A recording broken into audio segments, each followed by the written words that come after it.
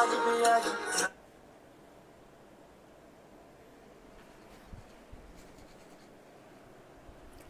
আলাইকুম সবাইকে। আশা করি আপনারা প্রত্যেকেই ভীষণ ভালো আছেন। আমি ফাতিন ইশরাক মিম বরাবরের মতোই আমাদের লিজেন কেয়ার ইউনিভার্সিটি অ্যাডমিশন কোচিংয়ের ফেসবুক পেজ থেকে লাইভে চলে এসেছি। আজ আমরা বিওপির প্রিভিয়াস ইয়ারের কোশ্চেন সলভ করব ইনশাআল্লাহ। বিওপির জন্য আমরা বিগত সালের যে প্রশ্নগুলো রয়েছে সেই বিগত সালের প্রশ্নের বাংলা প্রশ্ন সমাধান করব। সো বিওপির বিগত সালের প্রশ্ন সমাধান লাইভ ক্লাসে সবাইকে স্বাগত জানাচ্ছি। সবাই একটু দ্রুত আমাদের ক্লাসে যুক্ত হয়ে যান এবং সেই সাথে আমাদের আজকের ক্লাসের সাউন্ড ঠিকমতো শোনা যাচ্ছে কিনা সেটা একটু কমেন্ট করে জানিয়ে দিতে পারেন। ঠিক আছে, ওকে। আপুকে ঠিকমতো শোনা যাচ্ছে কিনা সেটা একটু কমেন্টে জানিয়ে দিবেন কষ্ট করে, তাহলে আমরা ক্লাসটা শুরু করে ফেলবো ইনশাআল্লাহ। বিওপি প্রিভিয়াস ইয়ারের কোশ্চেন সলভ ক্লাস। ওকে, সো আপনারা অনেকেই রাজশাহী ইউনিভার্সিটির পরীক্ষা দিয়ে এসেছেন, তো আপনারা সবাই জানেন যে আমাদের সবার ফার্স্টেই কিন্তু ভর্তি পরীক্ষার যে এই যে সেগমেন্টটা, এই যে যুদ্ধটা, এর মধ্যে কিন্তু সবার শুরুতেই সবার ফার্স্টেই যে প্ল্যাটফর্মে পরীক্ষাটা হয়ে যায় সেটা হচ্ছে বিওপি। সো বিওপির জন্য আমাদের আজকে প্রিভিয়াস ইয়ারের কোশ্চেন সলভ ক্লাস। আমরা একটু দ্রুত সবাই যুক্ত হয়ে যাব বন্ধুদেরকে মেনশন দিয়ে, এবং সেই সাথে আপুকে ঠিকমতো শোনা যাচ্ছে কিনা এটাও একটু কমেন্টে জানিয়ে দিলে ভালো হবে। ওকে, সো আমরা দেখতে পাচ্ছি অনেকেই যুক্ত হচ্ছে ক্লাসে। ঠিক আছে, সো বিওপির কোশ্চেন ইয়ার প্রিভিয়াস কোশ্চেন ক্লাসে সলভ ক্লাসে আমরা সবাইকে স্বাগত জানাচ্ছি। সবাই একটু দ্রুত দ্রুত আজকের লাইভ ক্লাসে যুক্ত হয়ে যান, দেন আমরা ক্লাসটা শুরু করে দিব ইনশাআল্লাহ।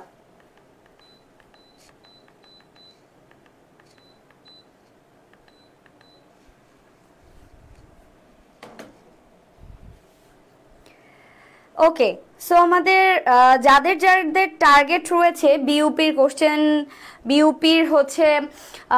বিউপিতে পরীক্ষা দেওয়ার, তাদের জন্য আজকের আমাদের ক্লাসটা। এবং এই যে বিউপির প্রশ্ন প্যাটার্নটা ঠিক কেমন হয়, কোন ধরনের প্রশ্ন আসতে পারে, সেগুলো কিন্তু অবশ্যই জানা প্রয়োজন বিউপিতে পরীক্ষা দিতে যাওয়ার আগে। সুতরাং একটু সবাই আজকের ক্লাসে দ্রুত যুক্ত হয়ে যান, দেন আমরা ক্লাসটা শুরু করে দিব ইনশাআল্লাহ। ঠিক আছে, আগে একটা টাইমে দেখা যেত যে আমরা ক্লাসে টিচার ঢুকলে অবশ্যই যে জিনিসটা করতাম সেটা হচ্ছে সালাম দেয়া, মানে সবার শুরুতেই যেটা হয়তো সালাম দেয়া। কিন্তু এখন আমরা এত বেশি আপগ্রেডেড স্টুডেন্ট পাই বা আপগ্রেডেড আমরা হচ্ছি দিন দিন, যে আমরা অনেক বেশি স্মার্ট, যে আমরা হাই হ্যালো দিয়ে টিচারদেরকে আগেই সম্বোধন করি, তাই না? ওকে,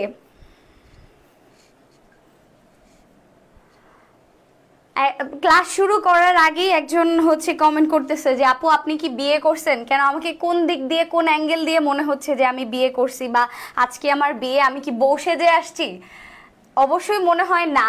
আচ্ছা, যাই হোক, সো আমরা ক্লাসটা শুরু করি। ঠিক আছে,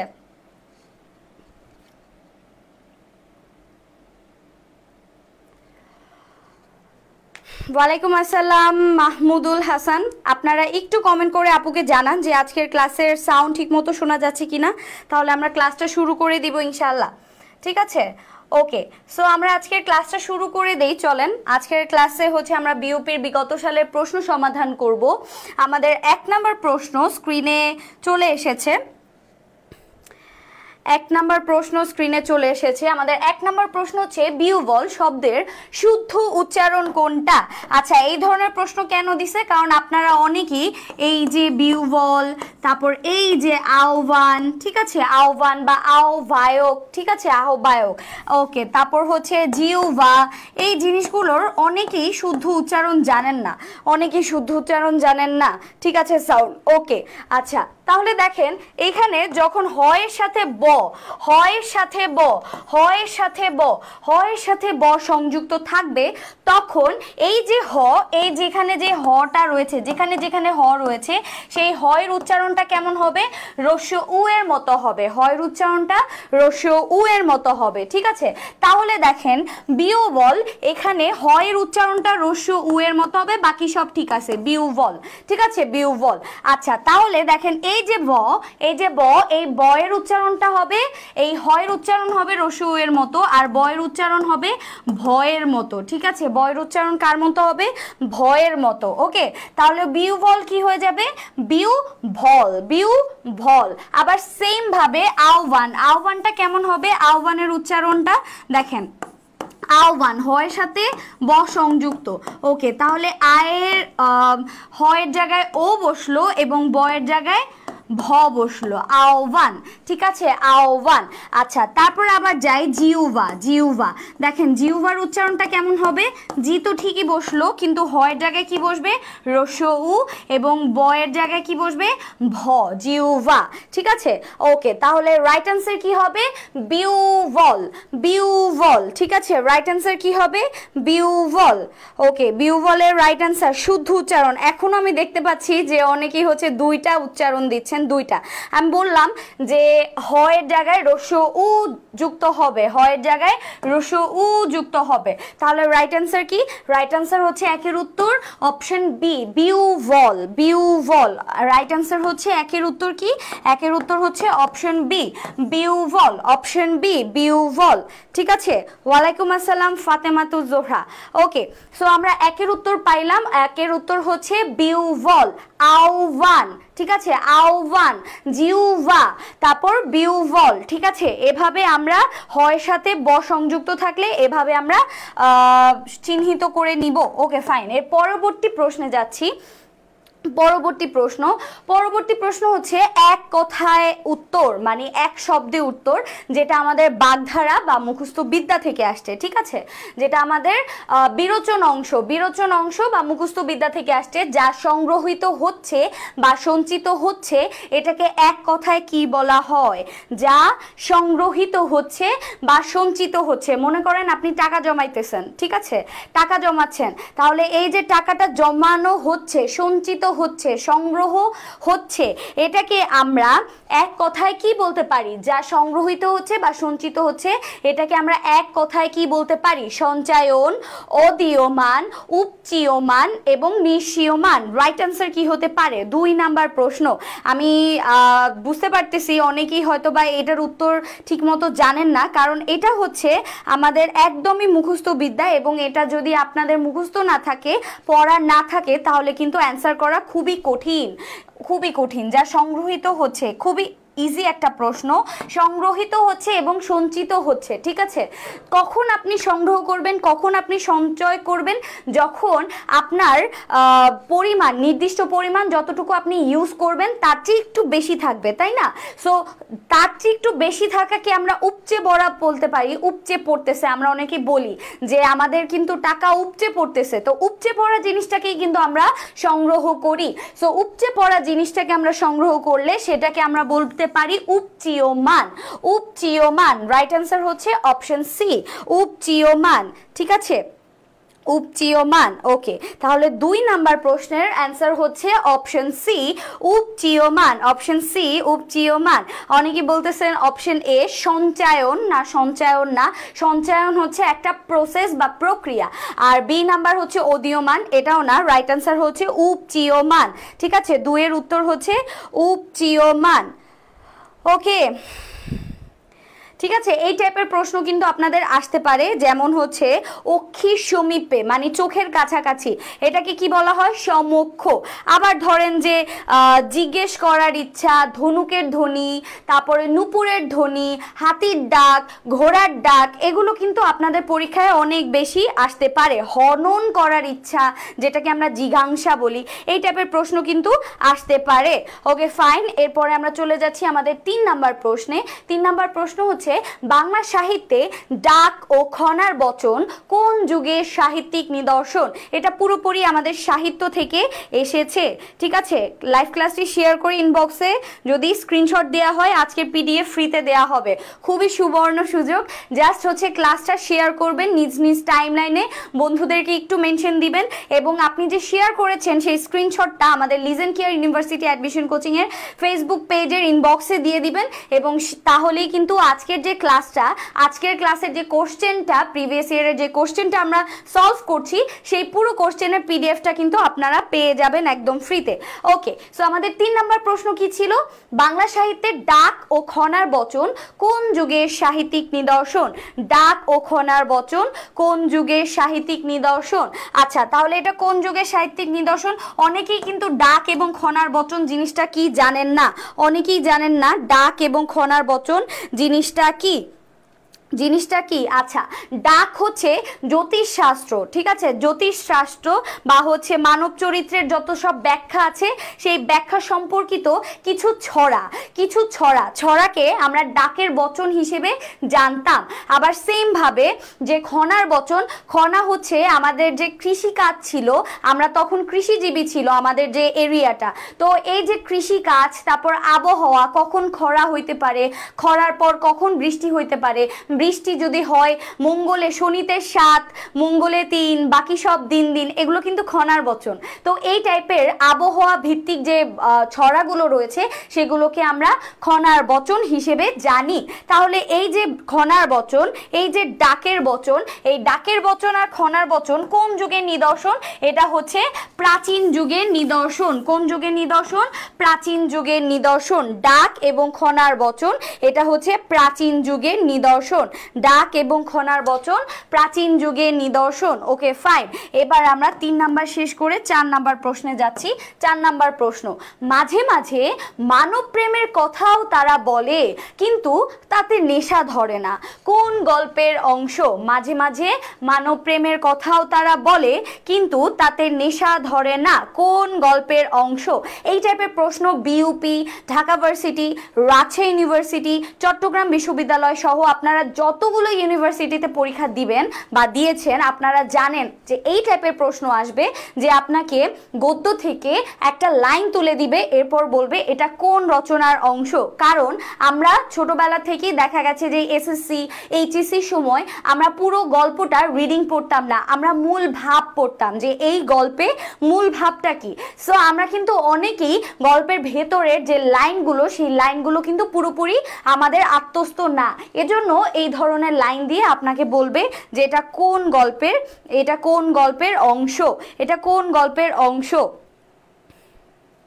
4 নাম্বার প্রশ্ন, অনেকেই হচ্ছে কমেন্ট করতেছে যে মানব প্রেম, এখানে দেখেন ক্লুটা কি, মানব প্রেমের কথা বলা হয়েছে। মানব প্রেম দেখি অনেকেই কমেন্ট করতেছেন যে মানব কল্যাণ, অনেকেই কমেন্ট করছেন মানব প্রেম দেখে মানব কল্যাণ, বাট অ্যাবসলিউটলি এটা কিন্তু একদমই ভুল, ঠিক আছে, মানব কল্যাণ না। মানব প্রেম দেখি অনেকেই কমেন্ট করতেছে মানব কল্যাণ, বাট এটা কিন্তু একদমই ভুল। এটা কোন রচনার অংশ? এটা হচ্ছে জীবন ও বৃক্ষ, জীবন ও বৃক্ষ, যেটা আমাদের সিলেবাসের এখন বহির্ভূত, সিলেবাসের বহির্ভূত, ঠিক আছে। জীবন ও বৃক্ষ, জীবন ও বৃক্ষ থেকে নেওয়া হয়েছে, ঠিক আছে। এটা কোথা থেকে নেওয়া হয়েছে? জীবন ও বৃক্ষ থেকে নেওয়া হয়েছে। অপশন সি হচ্ছে আমাদের রাইট অ্যান্সার। শুধুমাত্র মানুষের ভালোবাসা, মানুষের প্রেম, মানব প্রেম এগুলো দেখি মানব কল্যাণ দাগিয়ে দেয়া যাবে না, ঠিক আছে। এটা কোন রচনার অংশ? এটা হচ্ছে জীবন ও বৃক্ষ, জীবন ও বৃক্ষ। ওকে, জীবন ও বৃক্ষের অংশ। ওকে, 4 নাম্বার প্রশ্ন শেষ। এবার আমরা 5 নাম্বার প্রশ্নে যাচ্ছি। এটা তো আমাদের অনেক বেশি পরিচিত একটা প্রবন্ধ, কাজী নজরুল ইসলামের আমার পথ প্রবন্ধ থেকে আসছে, কিন্তু আমরা তার কথা বুঝলাম না। এখানে কার কথা বলা হয়েছে? কার কথা বলা হয়েছে? আমার পথ প্রবন্ধে কার কথা বলা হয়েছে, কিন্তু আমরা তার কথা বুঝলাম না। এখানে কার কথা বলা হয়েছে? কার কথা বলা হয়েছে? হ্যাঁ শিহাব, এটা হচ্ছে সিলেবাস বহির্ভূত থেকে এসেছে। হ্যাঁ, ওকে, সো তার কথা বুঝলাম না। এখানে আমার পথ প্রবন্ধে কার কথা বলা হয়েছে বলতে হবে। জওহরলাল নেহরু, মহাত্মা গান্ধী, মোহাম্মদ আলী জিন্নাহ, নেতাজি সুভাষচন্দ্র বোস। আপনারা কিন্তু জানেন যে আমার পথ প্রবন্ধে কয়েকজনের কথা তুলে ধরা হয়েছে, কার কার নাম তুলে ধরা হয়েছে এটা আপনাদের সবারই জানার কথা। তাহলে রাইট অ্যান্সার কি হবে? ভেরি গুড, আমি রাইট অ্যান্সার অলরেডি কিন্তু পেয়ে গিয়েছি, শতাব্দী, হাসিবুর রহমান। আচ্ছা, 5 নম্বরের রাইট অ্যান্সার হচ্ছে অপশন বি, মহাত্মা গান্ধী। গান্ধীজি বলেছিলেন যে গান্ধীজি আছেন, তিনি আছেন, কিন্তু আমরা তার কথা বুঝি নাই, তার কথাকে আমরা, তার কথা শুনে আমরা আত্ম অবলম্বন না হয়ে পরাবলম্বন হতে শিখেছি, মানে পরের উপর অবলম্বন করতে শিখেছি। তাহলে রাইট অ্যান্সার কি? রাইট অ্যান্সার হচ্ছে option B, Mahatma Gandhi. Option B, Mahatma Gandhi. ঠিক আছে, অপশন বি, মহাত্মা গান্ধী হচ্ছে আমাদের রাইট অ্যান্সার। আমরা তার কথা বুঝলাম না, এখানে কার কথা বলা হয়েছে? মহাত্মা গান্ধীর কথা বলা হয়েছে। রাইট অ্যান্সার হচ্ছে অপশন বি। এবারে 6 নাম্বার প্রশ্নে যাচ্ছি। 82 সংখ্যাটির শুদ্ধ পূরণবাচক রূপ। পূরণবাচক রূপ, দেখেন পূরণবাচক রূপ মানে কি? প্রথম, দ্বিতীয়, তৃতীয়, চতুর্থ, তারপর হচ্ছে দশম, 11তম, দ্বাদশ। তাহলে দেখেন এটার পূরণবাচক রূপ কি হইতে পারে? কি হইতে পারে? 82তম না, যদি আপনার বিরিয়ানির কথা মনে পড়ে তাহলে সেটা 82 হবে না। সো এটা বিরিয়ানির কথা বলছে, এটা 82 হবে না। কি হইতে পারে আমাদের 82 সংখ্যাটির শুদ্ধ পূরণবাচক রূপ কি হইতে পারে? 6 নাম্বার প্রশ্ন। 6 নাম্বার প্রশ্নের রাইট অ্যান্সার কি হতে পারে? আমি কিন্তু এখনো উত্তর পাচ্ছি না, 6-এর এখনো উত্তর পাই নাই, 6 নাম্বার প্রশ্নের এখনো উত্তর পাই নাই। 6 নাম্বার প্রশ্ন, 82 শব্দটির শুদ্ধ পূরণবাচক রূপ কি? অপশন এ 82তম, অপশন বি 82তম, অপশন সি 82তম এবং অপশন ডি হচ্ছে 82তম। রাইট অ্যান্সার কি হবে? রাইট অ্যান্সার কি হবে? অনেকেই বলছেন অপশন বি, অনেকে বলেছেন অপশন সি 82তম এবং হচ্ছে 82তম। 82তম হচ্ছে না, 82তম হচ্ছে না, 82তম এটার রাইট অ্যান্সার না। এটার রাইট অ্যান্সার হচ্ছে 82তম। 82তম মানে হচ্ছে 80, 80কে বলা হয়েছে স্মৃতি এবং মানে কি? দ্বিতীয়। তাহলে 80-র পরে 2 হইলে সেটাকে আমরা বলতে পারি 82তম। রাইট অ্যান্সার হচ্ছে অপশন ডি। রাইট অ্যান্সার হচ্ছে অপশন ডি। ওকে,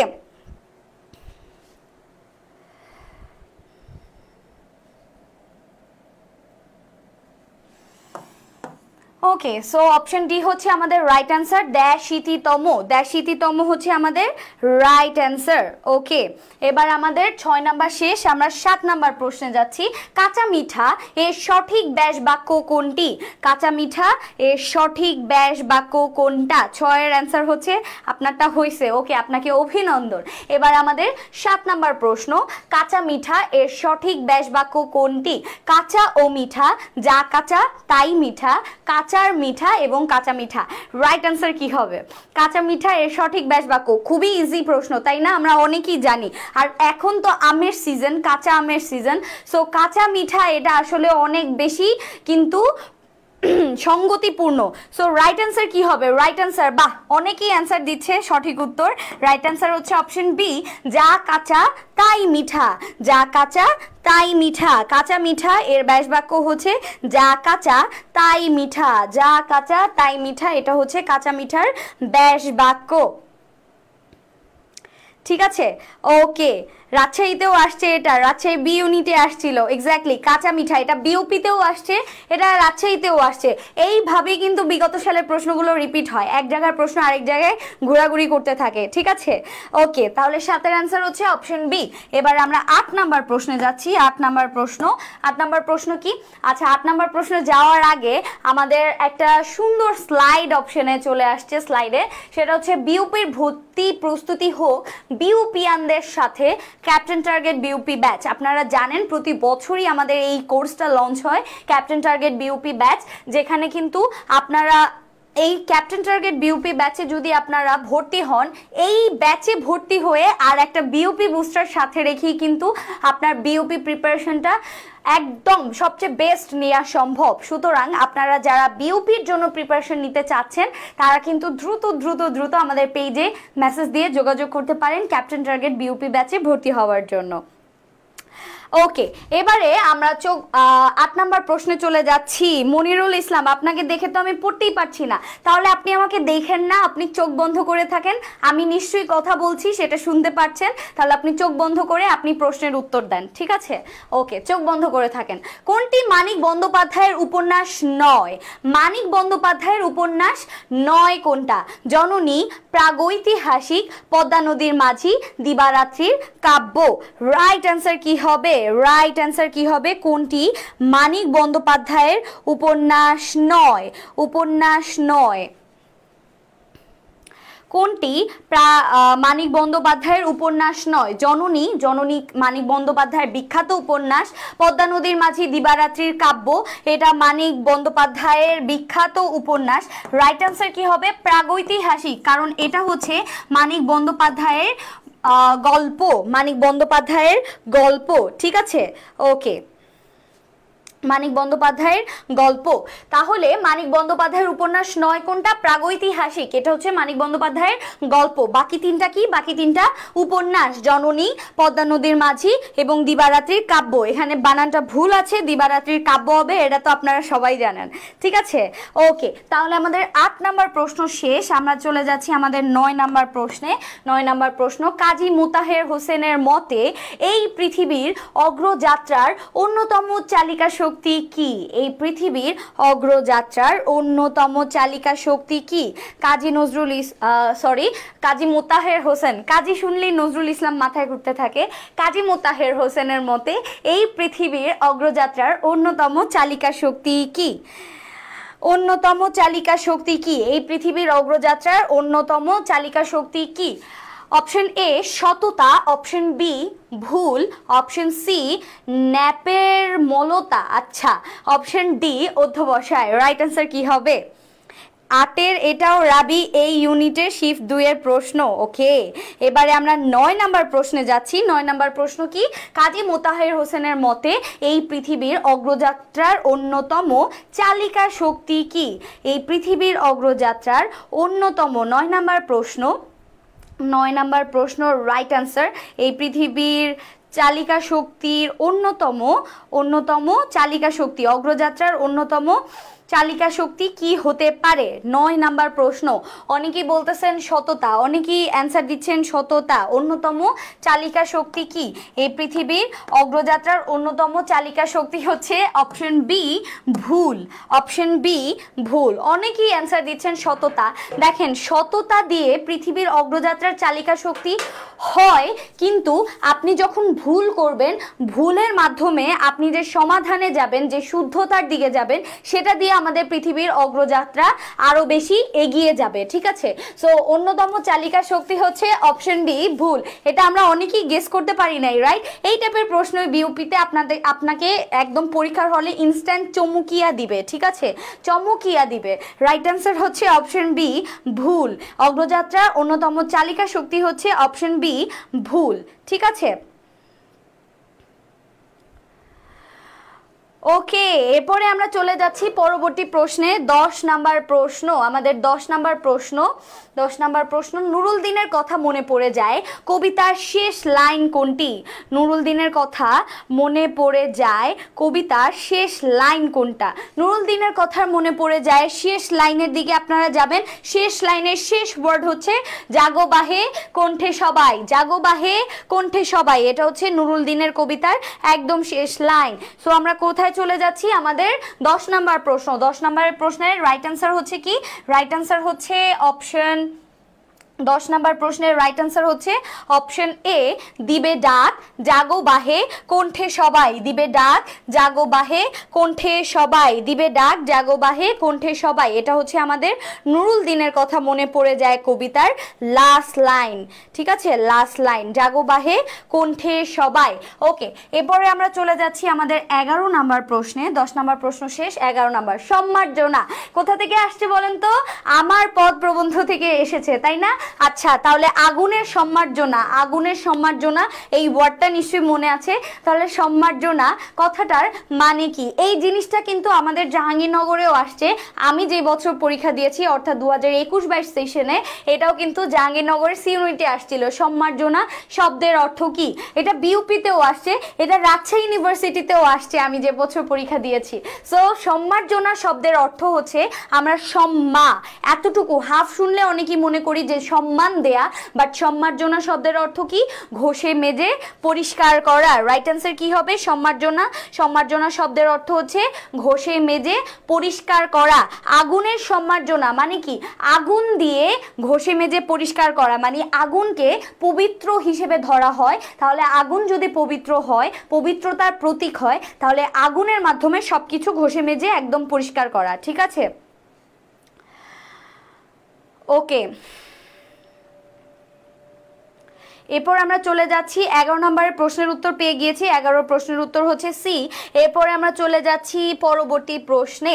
12 কি দ্বারা জীবনবোধ ও মূল্যবোধে অন্তর পরিপূর্ণ হয়? কি দ্বারা জীবনবোধ, তানবীর ওয়ালাইকুম আসসালাম, কি দ্বারা জীবনবোধ ও মূল্যবোধে অন্তর পরিপূর্ণ হয়? এটাও মোতাহের হোসেনের লেখা জীবন বৃক্ষ থেকে আসছে, জীবন ও বৃক্ষ, যেটা হচ্ছে আমাদের এখন সিলেবাস বহির্ভূত, কিন্তু প্রশ্নটা হচ্ছে কি দ্বারা জীবনবোধ ও মূল্যবোধে অন্তর পরিপূর্ণ হয়। আচ্ছা, আমরা যখন সাহিত্যের সাথে কানেক্টেড থাকবো, দেখেন সাহিত্যর মধ্যে এই যে সঙ্গীত, ধর্মচর্চা, আত্মজিজ্ঞাসা সব কিছুই কিন্তু ইনক্লুডেড, কারণ সাহিত্য মানে হচ্ছে যা আমার সাথে থাকে তাই সাহিত্য। যা যেই যে জিনিসগুলো আমাদের সাথে থাকে বা যে যে জিনিসের সাথে আমরা কানেক্টেড, সেই সব কিছুই হচ্ছে সাহিত্য। ঠিক আছে, সাহিত্যকে ভাঙলে আমরা কি পাই? শহীদ প্লাস জ। শহীদ মানে কি? সাথে, তার মানে সাথে যা যা আছে সবকিছুই সাহিত্য।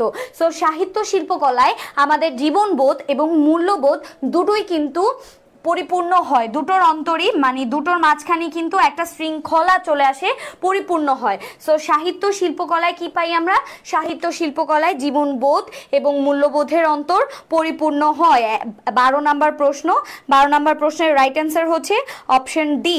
ঠিক আছে, option D, option B, option D, option D হচ্ছে সাহিত্য শিল্পকলায়। Okay fine. এরপরে আমরা পরের প্রশ্নে যাচ্ছি। কাচি কোন ধরনের শব্দ? কাচি কোন ধরনের শব্দ? আরবি, ফার্সি, হিন্দি, তুর্কি? এই ধরনের প্রশ্ন প্রত্যেকটা বিশ্ববিদ্যালয়ে আসবে। এটা 100% শিওর যে আমাদের প্রত্যেকটা বিশ্ববিদ্যালয়ের শব্দ থেকে প্রশ্ন আসবে। শব্দ থেকে প্রশ্ন আসলেই শব্দের উৎসগত থেকে প্রশ্ন আসবে, এবং উৎসগত থেকে প্রশ্ন আসলেই বিদেশি শব্দের ভান্ডার থেকে প্রশ্ন আসবে। সো এই ক্ষেত্রে পর্তুগিজ, ফার্সি, ফরাসি, আরবি, তুর্কি, এই যে ভাষাগুলো রয়েছে এই ভাষার শব্দগুলো কিন্তু আপনারা শিখে রাখবেন। বিভিন্ন বাংলা বইতে দেয়া আছে এবং 9-10 বোর্ড ব্যাকরণ বইতে আরো বেশি দেয়া আছে। ঠিক আছে, ওকে। তাহলে কাচি কোন ধরনের শব্দ? কাচি কোন ধরনের শব্দ? কাচি হচ্ছে আমাদের কোন ধরনের শব্দ? একটু দ্রুত কমেন্ট করে জানান তো। কাচি হচ্ছে অপশন ডি, তুর্কি শব্দ। ঠিক আছে, কাচি হচ্ছে একটি তুর্কি শব্দ। কাচি কোন ধরনের শব্দ? কাচি হচ্ছে একটি তুর্কি শব্দ। ওকে, 13 নম্বর প্রশ্ন শেষ। এরপরে আমরা 14 নম্বর প্রশ্নে যাচ্ছি। সেই অস্ত্র কবিতায় কোন চরণ দ্বারা হাহাকারের অবসান বোঝানো হয়েছে? সেই অস্ত্র আহসান হাবিবের সেই অস্ত্র কবিতায় কোন চরণ দ্বারা, কোন চরণ, চরণ মানে কি? কবিতার লাইন, কোন কবিতার লাইন দিয়ে, কোন কবিতার লাইন দিয়ে হাহাকারের অবসান, মানে আমাদেরকে আর কষ্ট সহ্য করতে হবে না, সেই হাহাকারের অবসান ঘটেছে, হাহাকারের অবসান বোঝানো হয়েছে। অরণ্য হবে আরো হলুদ। অরণ্য মানে কি? বন জঙ্গল। বন জঙ্গল যদি আরো হলুদ হয় তাহলে কি আমাদের কষ্ট শেষ হবে? না, কষ্ট বাড়বে। নদী আরো কল্লোলিত, না। পাখিরা নীড়ে ঘুমাবে, ফসলের মাঠে আগুন জ্বলবে না। দেখেন এই লাইনটা শুনেই শান্তি লাগতেছে, ফসলের মাঠে আর আগুন জ্বলবে না। তাহলে হাহাকারের অবসান ঘটবে কোন লাইন দ্বারা? কোন লাইন দ্বারা বোঝানো হচ্ছে? ফসলের মাঠে আগুন জ্বলবে না, ফসলের মাঠে আর আগুন জ্বলবে না। ঠিক আছে, ফসলের মাঠে আর আগুন জ্বলবে না। ঠিক আছে, সেই অস্ত্র কবিতায় কোন লাইন দ্বারা হাহাকারের অবসান বোঝানো হয়েছে? ফসলের মাঠে আগুন জ্বলবে না, ফসলের মাঠে আগুন জ্বলবে না। ঠিক আছে, ওকে ওকে। এরপরে আমরা চলে যাচ্ছি পরবর্তী প্রশ্নে। 15 নাম্বার প্রশ্ন। নিচের কোন অঘোষ অল্পপ্রাণ ধ্বনি? আচ্ছা, অঘোষ অল্পপ্রাণ ধ্বনি, চলেন আমরা এটা একটু ট্রিক্সের মাধ্যমে শিখি। অঘোষ অল্পপ্রাণ ধ্বনি। আচ্ছা, আমরা জানি যে ক থেকে ম পর্যন্ত আমাদের একটা চার্ট ছিল, রাইট? চার্ট ছিল, চার্ট। এখানে হচ্ছে 5টা রো 5টা কলাম, 5টা রো 5টা কলাম। ওকে, এখানে 5টা রো 5টা কলাম রয়েছে, এখানে টোটাল বর্ণ রয়েছে 25টা, ক থেকে ম পর্যন্ত। ঠিক আছে, ক থেকে ম পর্যন্ত 25টা বর্ণ রয়েছে। ওকে, এবার দেখেন প্রথম যে দুইটা কলাম, অর্থাৎ এই যে 1 নাম্বার কলাম এবং 2 নাম্বার কলাম, প্রথম যে দুইটা কলাম, এই দুটো কলামকে আমরা বলি অঘোষ, এই দুটো কলামকে আমরা বলি অঘোষ, এবং পরবর্তী যে 3টা কলাম, এই 3টা কলামকে আমরা বলি ঘোষ। ঠিক আছে, ঘোষ ধ্বনি। ওকে, এরপরে আমরা চলে যাচ্ছি অল্প প্রাণ কোনটা। অল্প প্রাণ হচ্ছে 1, 3 এবং 5, 1, 3, 5। আর মহাপ্রাণ কোনটা? 2, 4, সব হচ্ছে জোড়, জোড়গুলো হচ্ছে মহাপ্রাণ এবং অল্প প্রাণ হচ্ছে বিজোড়গুলো 1, 3, 5। ঠিক আছে, তাহলে অঘোষ হইতে হলে অবশ্যই প্রথম দুইটা কলামের হইতে হবে, এবং অল্প প্রাণ হইলে অবশ্যই 1 নাম্বার কলাম হইতে হবে অল্প প্রাণ। তাহলে অল্প প্রাণ হইতে হলে 1 নাম্বার কলাম, অঘোষ হইতে হইলেও 1 নাম্বার কলাম। তাহলে সেই অনুযায়ী এখন আমরা দেখব 1 নাম্বার কলামে পড়ে কোনটা। ভ, ফ, ঠ, চ। দেখেন 1 নাম্বার কলামে কোনটা পড়ে? 1 নাম্বার কলামে একটাই আছে বর্ণ, সেটা হচ্ছে চ। তাহলে রাইট অ্যান্সার হচ্ছে অপশন ডি। ঠিক আছে, রাইট অ্যান্সার হচ্ছে অপশন ডি, রাইট অ্যান্সার হচ্ছে অপশন ডি। 15 রাইট অ্যান্সার কি? Option D. Okay, good. এবারে আমরা চলে যাচ্ছি 16 নাম্বার প্রশ্নে। 16 নাম্বার প্রশ্ন, মেছো শব্দের প্রকৃতি কি? প্রকৃতি বা প্রকৃতি প্রত্যয়, মানে প্রকৃতি প্রত্যয় ভাঙতে বলছে মেছো। মেছো শব্দের প্রকৃতি প্রত্যয়টা যদি আমরা ভাঙি তাহলে রাইট অ্যান্সার কি হবে? রাইট অ্যান্সার কি হবে? মেছো শব্দের প্রকৃতি প্রত্যয়, মেছো শব্দের প্রকৃতি প্রত্যয় মাছ প্লাস উয়া।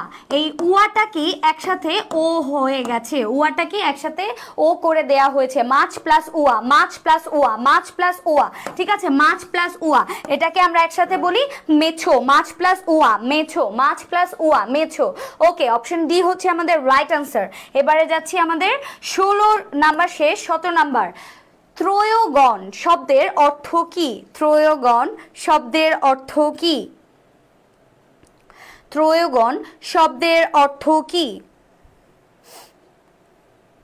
আচ্ছা, আমাদের 17 নাম্বার প্রশ্ন, ত্রয়োগণ শব্দের অর্থ কি? ত্রয়োগণ শব্দের অর্থ কি?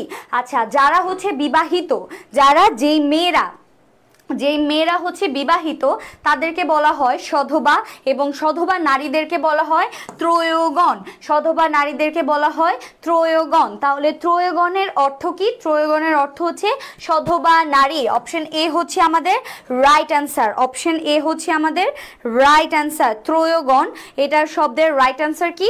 এটার অর্থ হচ্ছে সধবা নারী। ত্রয়োগণ এর রাইট অ্যান্সার হচ্ছে সধবা নারী।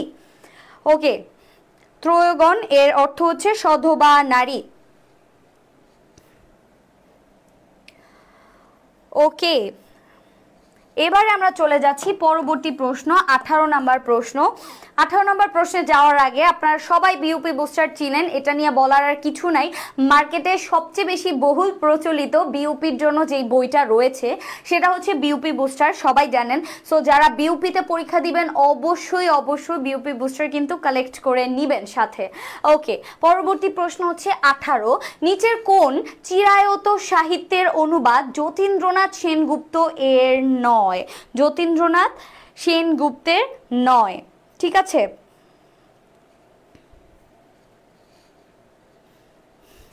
অঘোষ মানে কি? এক্সপ্লেইন। আচ্ছা, অঘোষ মানে কি? দেখেন, অঘোষ মানে হচ্ছে যখন আমি উচ্চারণ করছি তখন কম পরিমাণে জোর দেয়া লাগছে। যেমন দেখেন, আমি যখন বলছি ক খ, এরপর আমি যখন বলছি গ ঘ, তার মানে আমার মুখ গহ্বর থেকে একটু পরিমাণে বেশি জোর দিয়ে আমাকে সেই বর্ণটা উচ্চারণ করতে হচ্ছে। যদি আমি বলি চ ছ তাহলে সেটা অঘোষ, কারণ কম জোর। আর যেটাকে আমরা বেশি পরিমাণে জোর দিচ্ছি চ ছ, অঘোষ। জ ঝ, একটু বেশি পরিমাণে জোর দিচ্ছি, জোর দিয়ে আমি উচ্চারণ করছি, সেটাকে আমরা বলি ঘোষ ধ্বনি। ঠিক আছে, তাহলে প্রথম দুইটা কলাম হচ্ছে অঘোষ, ক খ, চ ছ, ট ঠ, প প ফ ত থ, এগুলো হচ্ছে আমরা কম পরিমাণে ঘর্ষণ, মুখ গহ্বরে কম পরিমাণে ঘর্ষণ হয় এবং হচ্ছে কম পরিমাণে আমরা জোর দেই। আর পরবর্তী তিনটা কলামকে আমরা বেশি পরিমাণে জোর দিই, যেমন গ, ঘ, জ, ঝ, একটু বেশি পরিমাণে জোর দেই, জোর দিয়ে আমরা উচ্চারণ করি, এর জন্য সেগুলোকে আমরা বলি ঘোষ ধ্বনি। ঠিক আছে, মনে হয় বুঝতে পেরেছেন? ঠিক আছে, ওকে। 18 নম্বর প্রশ্ন কি, নিচের কোন চিরায়ত সাহিত্যের অনুবাদ যতীন্দ্রনাথ সেনগুপ্ত এর নয়? যতীন্দ্রনাথ সেনগুপ্ত এর নয়।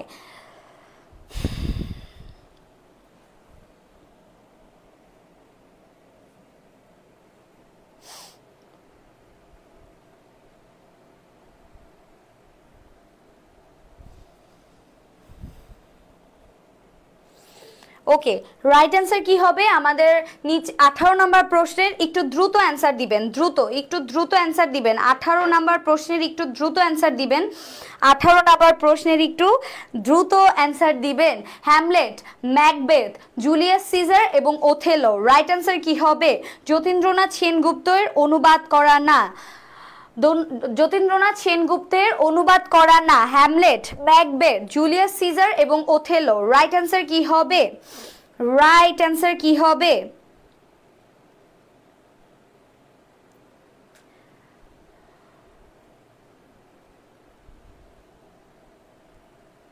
একটু দ্রুত 18 নম্বর প্রশ্নের উত্তর জানতে চাচ্ছি।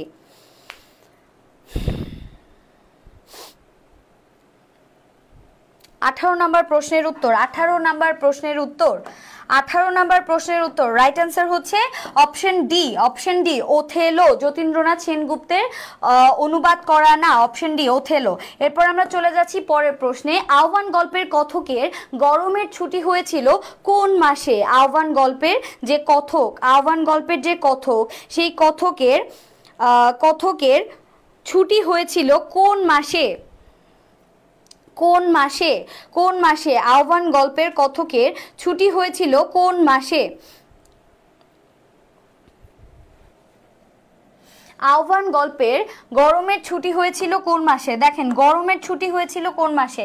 গরমের ছুটি মানে হচ্ছে বৈশাখ জ্যৈষ্ঠ মাস, বা আম কাঁঠালের ছুটি আমরা যেটা বুঝি সেটা হচ্ছে জ্যৈষ্ঠ মাসে ছুটি হয়েছিল। কথকের ছুটি হয়েছিল জ্যৈষ্ঠ মাসে, অপশন সি, জ্যৈষ্ঠ মাসে। জ্যৈষ্ঠ মাসে কথকের গরমের ছুটি হয়েছিল। এবারে আমরা চলে যাচ্ছি 20 নাম্বার প্রশ্নে। এভাবে মৃত্যুবরণ করে কি লাভ হবে? 52 দিনগুলো রচনায় উক্তিটি কার? এভাবে মৃত্যুবরণ করে কি লাভ হবে? যখন তারা অনশন কর্মসূচি পালন করছিল ওই টাইমটাতে দেখা গিয়েছে যে তারা তো কিছু খাবে না, না খেলে মারা যাবে। তো তখন একজন লোক এসে বলেছিলেন বঙ্গবন্ধুকে যে এভাবে মৃত্যুবরণ করে কি লাভ হবে। তো রাইট অ্যান্সারটি কি হবে? কে বলেছিল এই কথাটা? এই কথাটা কে বলেছিল যে এইভাবে মৃত্যুবরণ করে কি লাভ হবে? রাইট অ্যান্সার হচ্ছে সিভিল সার্জন।